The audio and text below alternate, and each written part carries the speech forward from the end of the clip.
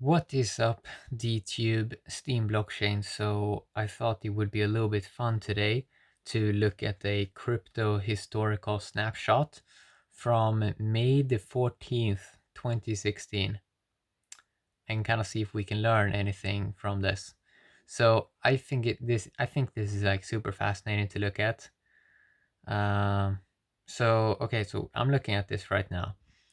So the first thing you notice, okay, so I'm gonna go through some of the top coins. So first we have Bitcoin, then Ethereum, then XRP, Litecoin, Dash, Dogecoin, Made Safecoin, Digi, XDAO, NEM, Steam. Okay, so let's look at this. So Bitcoin is top with 7 billion, and it launched in Bitcoin launched in 2009.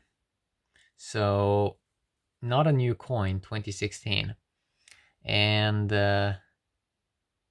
now as of this year, 2020, we have a lot of coins around a billion in market cap, and Bitcoin already 2016 had existed for 6 or 7 years, and only 7 billion market cap. I find that pretty interesting. Ethereum, that came out the year before, it had 800 million market cap. Okay, so it wasn't even a billion. XRP, that had existed since like 2013, 2014, only had 211 million market cap. Dogecoin, 24 million market cap. You can kind of see how young this industry is. Like, it is really, really young. And you can see that flippening events can happen super fast, especially in the top 10. Because a lot of the coins in the top 10 are not really doing anything or like trying to innovate.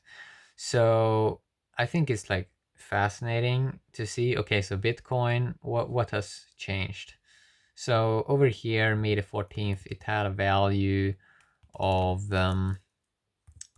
it was basically worth 457. Okay, so let's divide that by the current prices. Okay, so Bitcoin is up around 17x in 4 years, and Ethereum is up around 19x, and yeah, I mean, most of them seems to be up around 15 to 30x in 4 years. Now, it's not really like none of them have really done anything unique. It's mainly just been, I mean, 40 years in crypto, like to go up 20x, I don't think you have to do that much. It's like a lot of hype can just make that kind of buying pressure happen.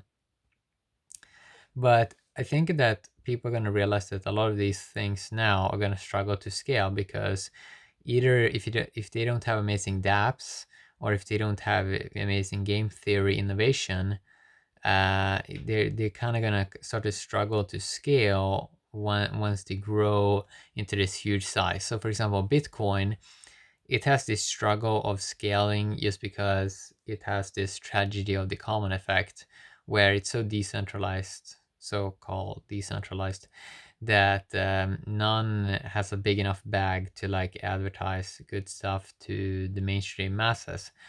So Bitcoin can't really buy advertisement in many ways, and that kind of sucks for Bitcoin, because it would be kind of good to have some real advertisement and have someone that pays for a lot of stuff like development and improving the ecosystem and so on. But right now in Bitcoin, only miners are sort of getting rich, which is like eventually you sort of see that, well, things seems to be quite stagnant and it doesn't seem like anything really is happening. Ethereum, sure, it's up 19x. They're trying to do like cool things, but they kind of a lot of the DeFi stuff is pretty boring or pretty lame, or they're just trying to play around with like stable coins, or yeah, I mean, the development side of Ethereum is interesting, but when they try to like make it mainstream and so on, it kind of seems to fall flat pretty quick. But smart contracts on Ethereum 2020, they're really, really good. Or not all, but the ones that knows how to design really good smart contracts on Ethereum, those contracts are really a pleasure to use, and it's really amazing also to use MetaMask. Um, it's probably Ethereum is probably the most user-friendly blockchain, I would say. I mean, yeah, I mean, I like that the most. I mean, I guess I should say Steam, and Steam is pretty nice too, and of course DTC, but DTC is launching this summer, so I guess you can say that it's not really out at the moment, only the testnet. But yeah, Ethereum, it's really interesting. Only 800 million market cap. I mean, people have this idea that a billion in market cap is huge, but it's not really. Like, they should go up into the trillions eventually. So, an XRP at 211 million market cap. I'm not really sure what they're doing, man. I mean, they seem to be just derping around and like being in interviews and so on, and it doesn't really seem like they can do some cool things. Mm, they seem to mainly make money on keeping up a hype trend up of we're someday we're gonna do maybe something, but pay us. Ripple, of course. There's a difference between XRP, the currency, and Ripple, of course, but you know, Ripple pulls most of the shots about what happens in the kind of ecosystem. The most interesting part about this historical snapshot is, of course, I would say Dogecoin at number 6. That gives me great hope, even in 2020, that we can see so many new coins coming into the top 10, especially if they have real utility and they're doing something that people love. So, for example, the the DTC coin, I think, can end up in the top 10s because it has a real community. It's a great blockchain. It seems to be the game theory. I love it. Other people love the product. So it's like it seems, and it focuses on video. It kind of seems like it's kind of doing everything that people would desire.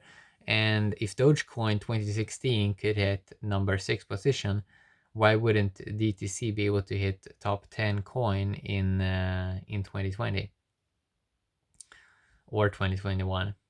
So yeah, I mean, historical snapshots are very, very fun to see because you can learn a lot from studying failures and successes. And you see that most of these older blockchains, they have a way more like slower approach to things.